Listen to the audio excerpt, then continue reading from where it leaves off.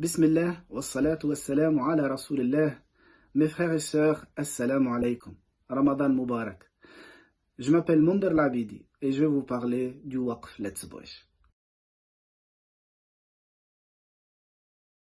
Le prophète alayhi salatu wassalam a dit, avec la traduction du sens, lorsque l'être humain meurt, ses actions s'arrêtent, sauf de trois. C'est-à-dire après sa mort, il est possible que les actions ne s'arrêtent pas. Et parmi ces trois, c'est l'aumône continue, c'est-à-dire qu'on continue à donner de sadaqa, de l'aumône. Alors la question qui se pose, comment est-ce possible?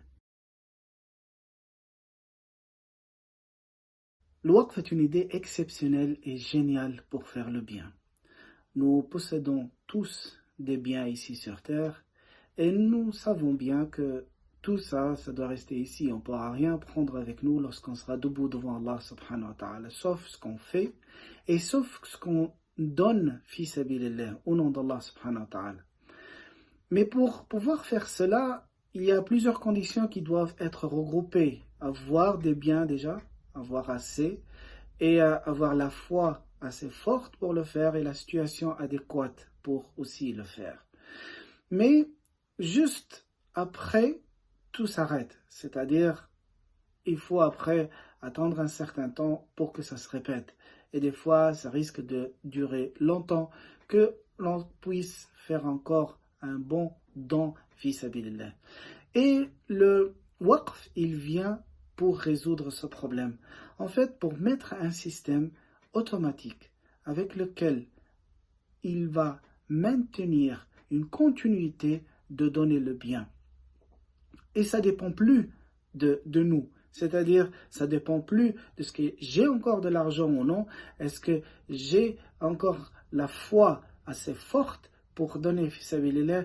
Est-ce que la situation, elle est vraiment adéquate? Et surtout, est-ce que je suis encore vivant ou même après ma mort?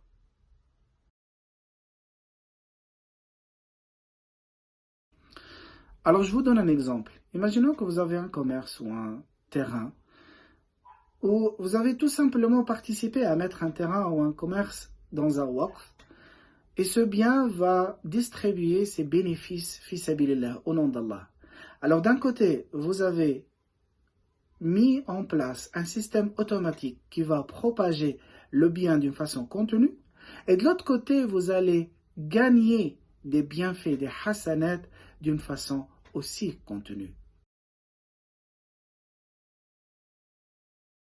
Alors le premier qui a mis en place, qui l'a inventé et a mis en place le waqf, c'est bien sûr, comme vous le savez tous, c'est notre bien-aimé prophète Mohammed ibn Abdullah alayhi salatu wassalam.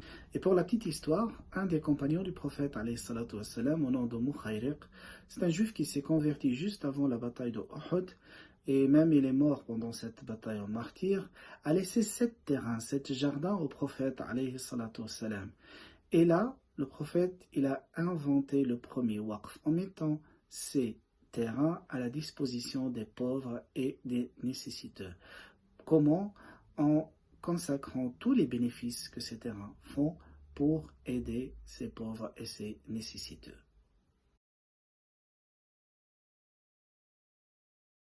Le waqf a énormément évolué le long de son histoire. Au début, il était personnel. Celui qui décide de faire le waqf, c'est lui qui va le gérer. Et après, c'est ses héritiers, suivant un testament. Mais après certaines générations, on a observé des irrégularités par rapport à cela, qu'on commence à toucher un peu l'argent du waqf. Et puisque ça fait partie de la religion, il y a l'État musulman qui a intervenu pour créer une loi, et c'était en Égypte la première fois, où le khalifa il a créé une loi vers le 2e siècle après l'Hijra, une loi qui met l'awqaf sous l'autorité judiciaire. Après un certain temps, c'était plus faisable de gérer par la justice. Alors, il y avait un diwan qui était créé et vers le 4e siècle, c'est devenu un ministère dans l'État qui gère les awqaf dans tous les pays musulmans. Et si je vous parle de ça, c'est pour attirer votre attention vers l'importance qu'il faut donner à la gestion du waqf. On ne peut pas le gérer tout seul. Il faut qu'il y ait une organisation qui s'occupe de ça. Et il y a des gens dedans assez compétents et honnêtes pour assurer la continuité du waqf. Et j'aimerais ajouter quand même quelque chose de très important, que cette idée de waqf n'est arrivée en Europe que vers le 19e siècle, c'est-à-dire après presque 1200 ans que les musulmans ils ont commencé à le pratiquer chez eux. Et puisque le waqf fait partie de l'islam, alors il a le même objectif que l'islam, qui sont de 5: préserver la religion, préserver la vie, préserver la descendance, préserver la propriété privée et préserver la raison. C'est pour cela qu'il travaille en collaboration étroite avec la législation islamique. Je donne des exemples concrets. L'islam interdit le vol. Le waqf, il vient de l'autre côté pour donner aux pauvres et aux nécessiteux, pour les aider à ne pas voler. L'islam interdit les relations en dehors du mariage. Le waqf, il vient de l'autre côté pour favoriser le mariage des pauvres en donnant de l'argent et ce qu'il faut. Et puisque le domaine religieux, c'est le domaine le plus important dans la vie d'un musulman, alors l'awqaf sont majoritairement des mosquées qui organisent le culte parce que c'est lui qui nous offre la sagesse pour optimiser au mieux notre vie sur terre et pour gagner notre au-delà. Le waqf est très actif dans le domaine social. C'est le domaine le plus important après la religion. On sait bien que la awqaf, comment elle fait pour aider les pauvres et les nécessiteux dans tous les domaines. Et dans la santé aussi.